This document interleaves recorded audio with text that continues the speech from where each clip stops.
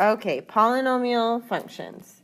So a polynomial is just, it's like quadratic, it could be a trinomial, it's just anything that has variables in it, okay? And an, that is the leading coefficient. So whatever comes very first, that's the leading coefficient. Now, polynomial functions are smooth curves with no breaks or gaps and are continuous for all real numbers. The highest exponent of a polynomial is called the degree, and polynomials are classified by the degree.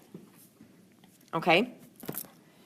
So let's look at this. The points at which a polynomial function switches direction, if the turning point is higher than any nearby point, that's called a relative maximum. And we've done this a little bit, so you should kind of know this.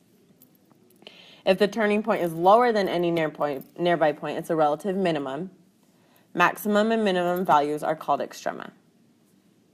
Okay, if you have a calculator, pull it out right now and put in that f of x equals x cubed plus 5x squared minus 8x minus 1.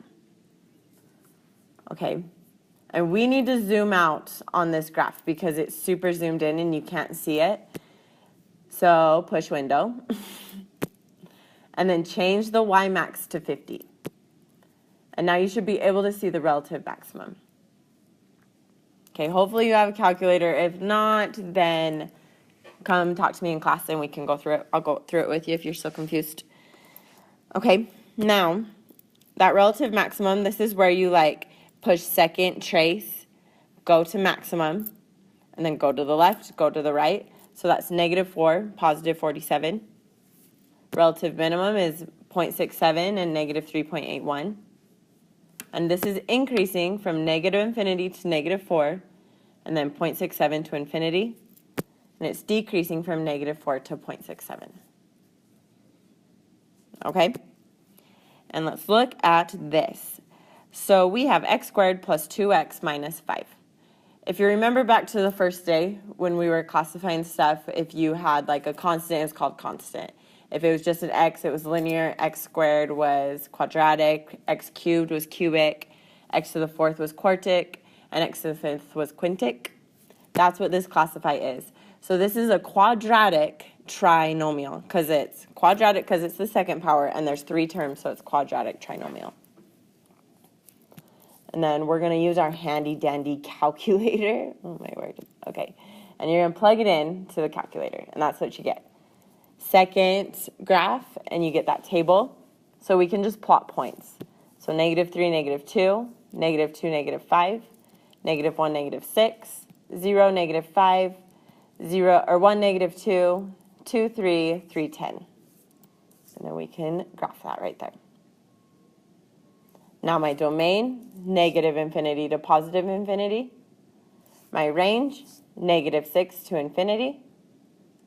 Relative minimum, this isn't a relative minimum, it's actually an absolute minimum, but that's at -1, -6. And remember, it's absolute because that's the absolute lowest point on the graph. No relative maximums. This is increasing from -1 to infinity, decreasing from -infinity to -1. And then as it goes to -infinity, that goes to positive infinity, and then positive infinity, positive infinity.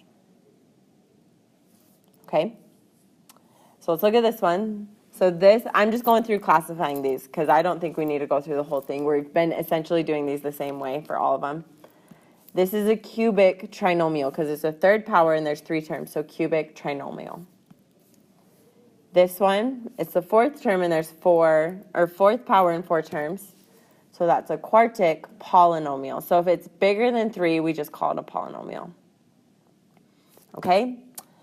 Yep, I'm out. All right, take the quiz. Bye.